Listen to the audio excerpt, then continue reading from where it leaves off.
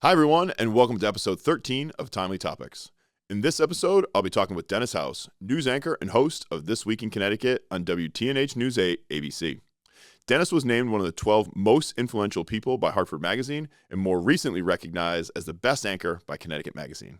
As an Emmy Award winner, House has been a mainstay in Connecticut living rooms and main streets for over 30 years. Join us for our conversation where we cover more about his professional journey, his thoughts on telling Connecticut's most important stories, and how entrepreneurs and organizational leaders can apply lessons from the world of broadcasting to their business.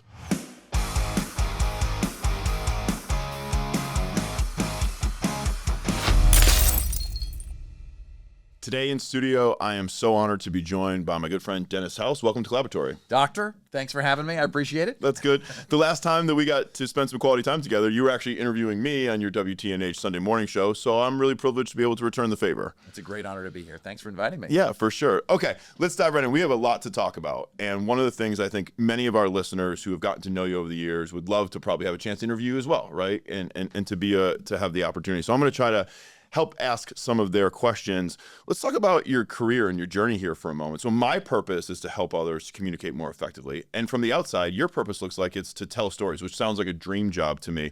But how do you describe what you do? Well, I think that I take the news and I put it in understandable terms for the viewers out there. I try to help them, educate them, inform them, and in some cases we entertain them as well, depending on the topic. I think you're quite entertaining, and actually might lead me to my next question. You're a trusted voice, and I think one of the things that's great is you're really well respected by all sides and all parties, and it's kind of a joy to just be a part of your network for that reason.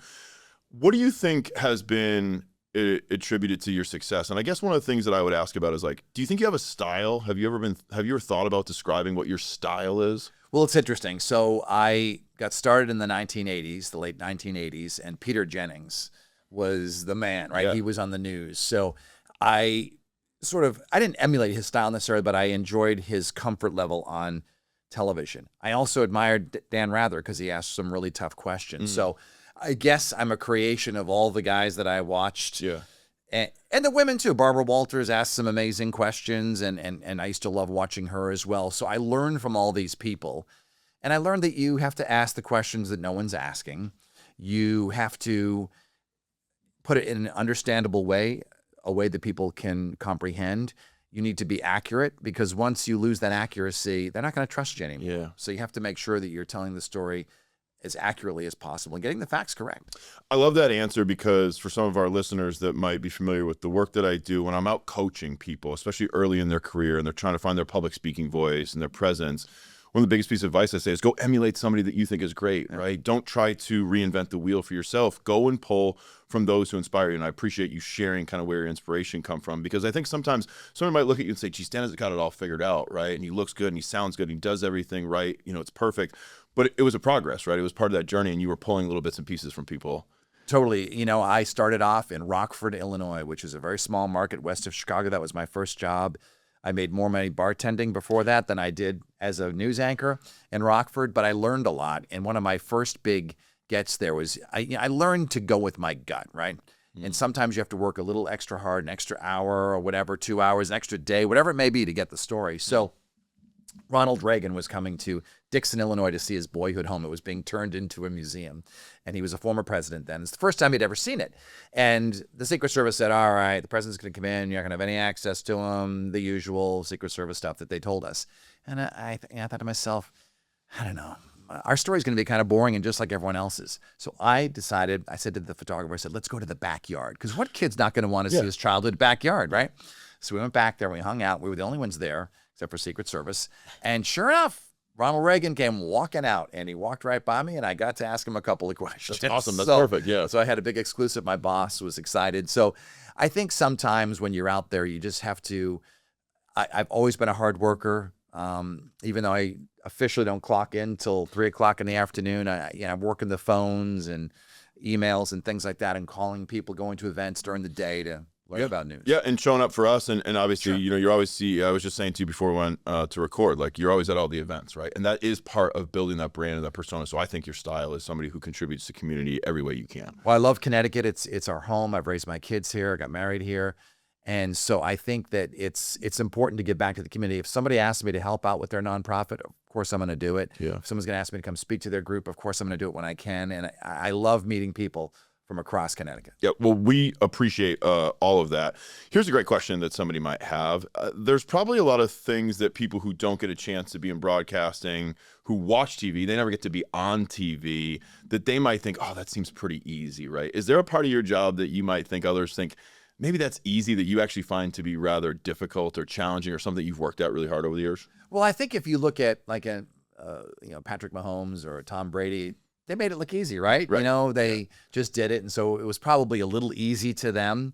And so what's easy to me may seem difficult to others. I know when they come in the studio, they're like, wow, you have to do this and that. And as soon as the camera goes on, sure, I'm comfortable doing it because I've done it for a while. But there's always challenges. You need to make sure that the scripts are accurate. You want to make sure that the information you have is the freshest information before you go on the air. So it can be difficult. Yeah. And you also have to, every interview I've ever done, every person's different. You have to sort of assess the situation, do some background. And yeah, I also think one of the things that's difficult is you also work in a space where it's on the record, right? You're going to go and you're going to say it, and it's going to live theoretically forever. That's not necessarily easy, because you're going to make mistakes. There's going to be things where information was going to be accurate, and you kind of have to live with that. Not everybody has that same consequence in their work.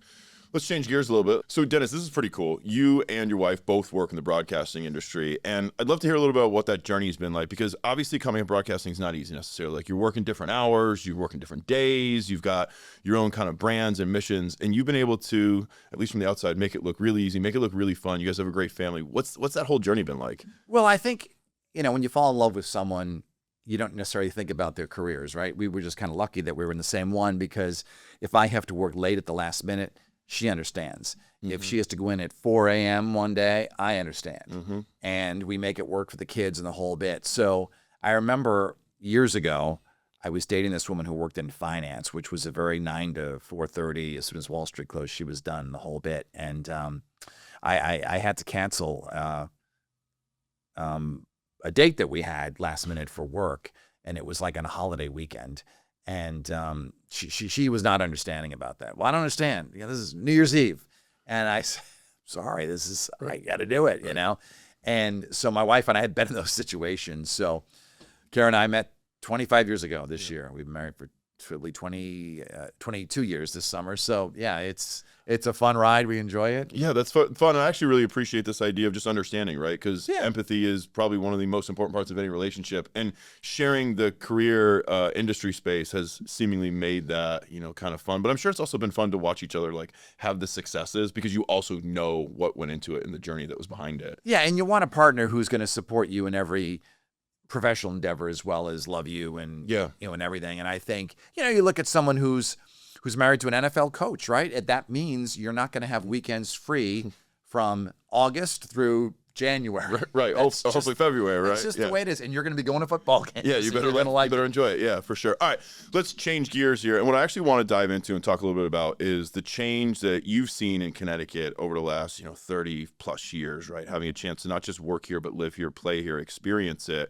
I think there's certainly an opportunity for us to talk about what's changed in a way, whether it's good or bad. But what I'm interested in is like, what's stayed the same to you? And I asked that question from a place of trying to kind of like, how is somebody who's told all of our stories, our good stories and our bad stories, what do you think stands out as being our brand or identity? Because over time, right, when you think about values of Connecticut, they've stayed relatively the same. What does that feel like to you?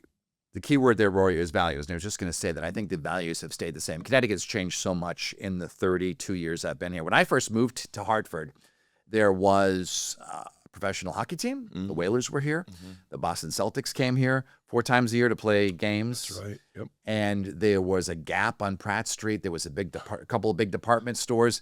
Life was a little bit different. And we measure things in television by market size. So Hartford was the 23rd biggest television market in the country at that time in 1992. It is now 33. So other places around the country have grown. Connecticut has shrunk a little bit. I think one thing that has changed, and I've learned to appreciate this over the years, because when I first came here, I thought to myself, I'll stay here a couple of years. I'll move on to Boston, New York, or LA or something. Mm-hmm. And I got promoted. I started to make some friends. I started to really love it here. I met my wife. We raised, so this to me is a great place to live. It's a great place to raise a family. And I think a lot of young professionals are realizing that too. I think they're realizing it because you know what? It's a little bit, we complain about the cost of living here, but try to buy a house, one you buy in West Hartford or Glastonbury, go find that outside in suburban Boston or right outside New York City. Right. You're going to pay a lot more. And just the hassle of travel and all that, like Bradley Airport's so easy, right? Yeah. I mean, there's just... we're 2 hours to less than 2 hours to really good skiing in Vermont. Yep. We have great skiing here too. Yep. My kids go to Sundown all the time. The beaches and all that, 2 major cities. So I really like living here. And I think that's the one thing. I think the values, I think people know that. We've made a lot of good friends, some who we've met through our kids. And so I think that it's just the quality of life, I think, has not changed. That's great. I love that answer. And all the things that you mentioned just get me excited. I genuinely love our Bradley Airport, right? It just feels like our like easy place to go. And I just got back from a trip and I just love being able to walk through. And it just be home in a half hour. 100%. 100%. So let's go in a different direction for a second. So you work in the media, which is sometimes responsible for purporting various misconceptions about places. Not you, of course, Dennis, but it's out there. What do you think is a potential misconception that maybe in the entertainment space, maybe in the film space, maybe in the television space, like you see Connecticut pop up. We're on the end of some Saturday Night Live jokes every once in a while, which is always good for branding for Connecticut. We're happy to be in the news. What stands out to you as being like a misconception? You spend a lot of time, and you've met a lot of people in the state over the years. You've covered stories.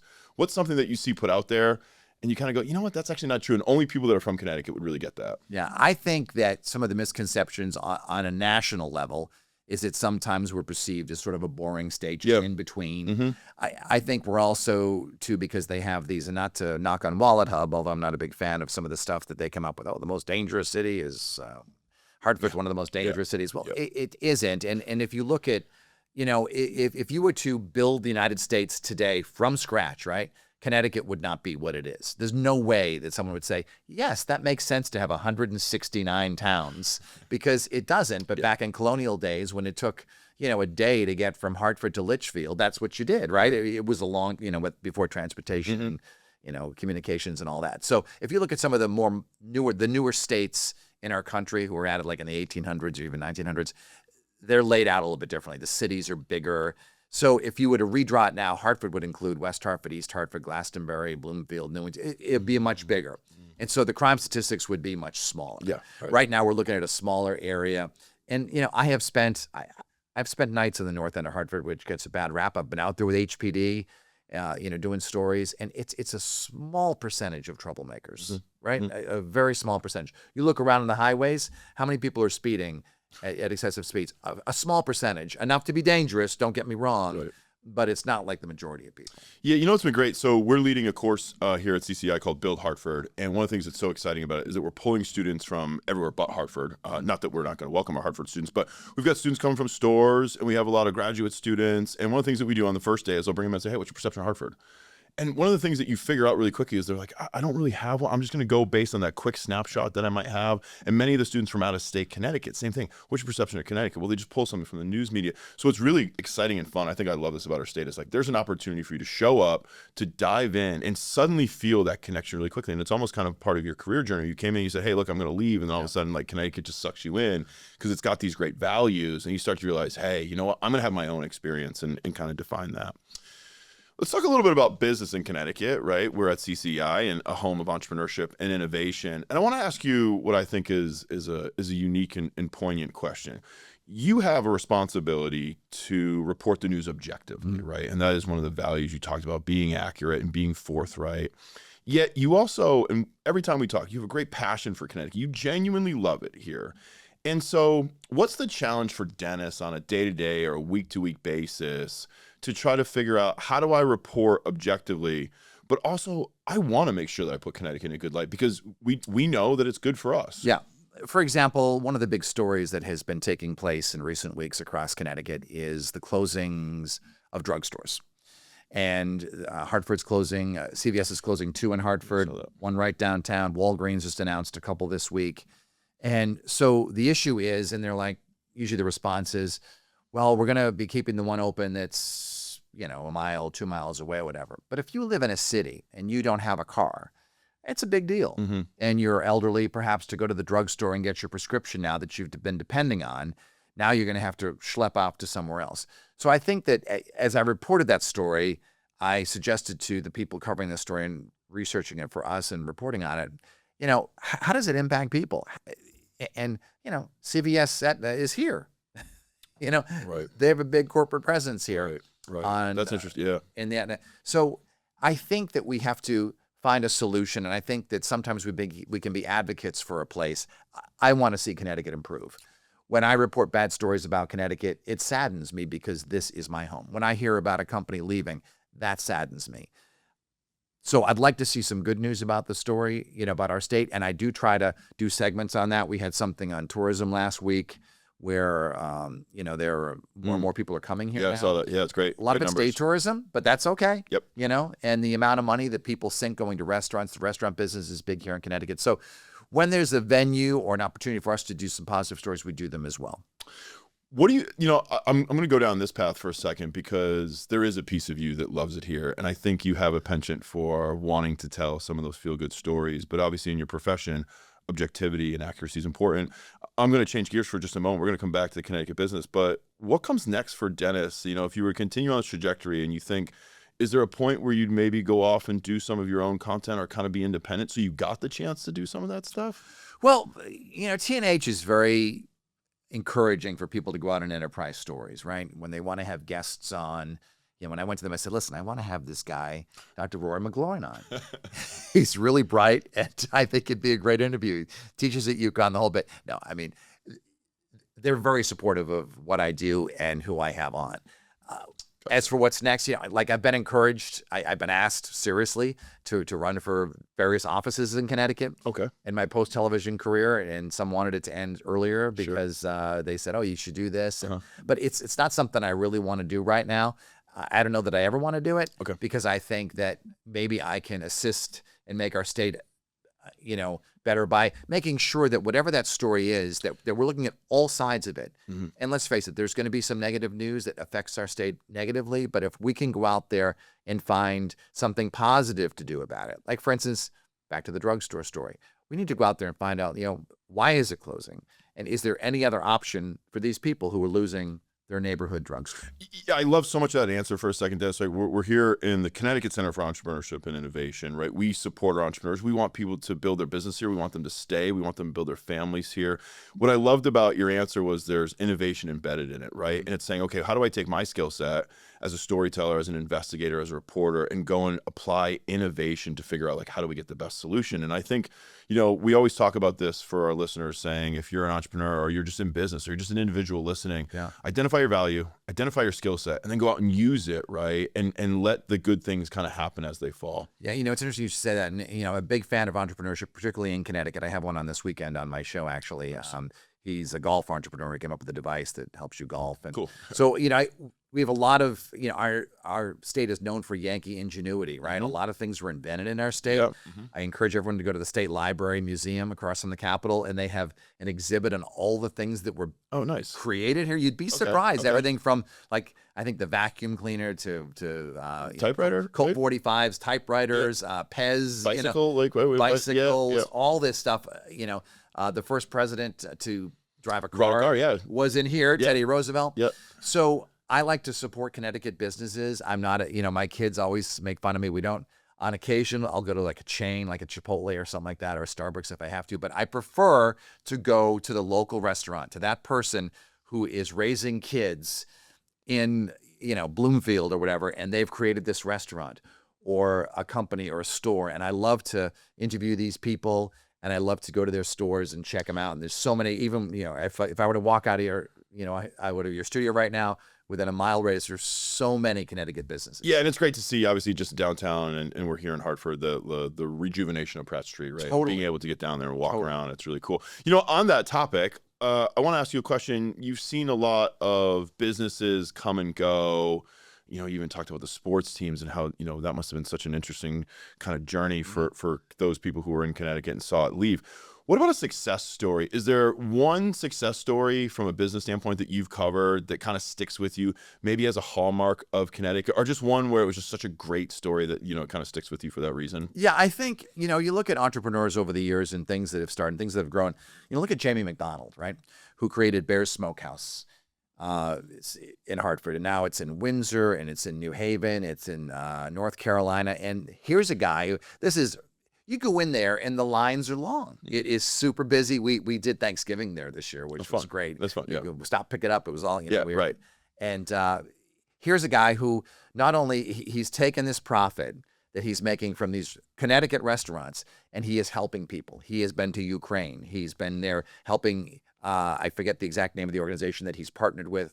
It's not Feed the World, but it's something like World Kitchen. Yep. And he goes out there and, you know, be it wildfires or people who are homeless because of floods. And so that, I think, is a Connecticut success story. I love to see that. I wish him well. I had someone on recently. I had the Wooden Tap chain on recently. Yep. They're up to 11 restaurants. They're expanding out of state now. I've had Jeff Flax from Hartford Healthcare, who has totally changed the way that I think Hartford Healthcare has changed the way that we view healthcare. Because right now, you can be in Greenwich and you can be in Waterford, you can be all over the state, you can see the words Hartford Healthcare. Yeah. And because people, rather than have to go to a hospital for every single thing you need, sometimes it's a lot easier to go get your your skin exam here, or your physical exam. You know, you don't necessarily have to go to a hospital anymore. Yeah. So, awesome examples. Thanks very much. And I guess shout out to Bears, because I think as of yesterday, the day before, they just opened their spot at the Student Union at stores. Oh, they did? Yeah. Oh, that's great. So that's really cool. So there you go.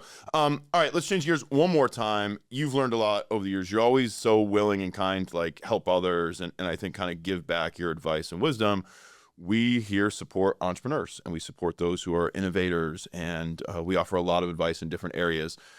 From your vantage point as a broadcaster, a researcher, an investigator, a reporter, a storyteller, what types of advice might you bring from your industry, your career, and pass along to somebody who is starting their journey in entrepreneurship? Well, I think, you know, obviously do your research, right? You're not going to open, you know, a Mexican restaurant next to a Mexican restaurant, right? It just doesn't make any sense, right?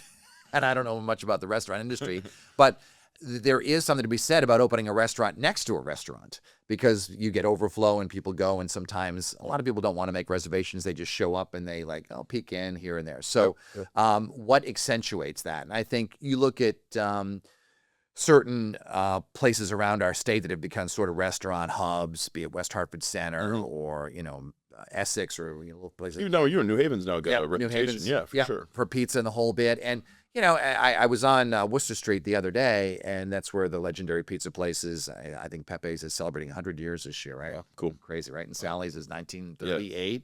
Yeah. But there's a few empty little spots there that someone could open up, right? So what would be a good place to go there? I think maybe an Italian clothing store, maybe, because, you go shopping and then you eat or something. So if you're listening out there, you know, look at what doesn't exist, right? I know that, you know, West Hartford Center's got a lot of restaurants. They'd like to get some more stores. So what kind of stores, you know, men don't tend to be as big a shoppers as women necessarily. So there aren't most of the stores there are for women's clothing. In fact, there's one there that normally sells men's clothing. And I stopped in there to look for something I'd seen online. They're like, oh, we don't sell men's at this location. I'm like, oh, interesting. Yeah, so they know. Yeah, you have to go to the other one in whatever town it was. So I'm like, okay. So, you know, do your research, look around. What do people want? I like this idea that you're speaking about. It's like this concept of being adjacent to. And I think a lot of times for entrepreneurs, you're looking for the gap.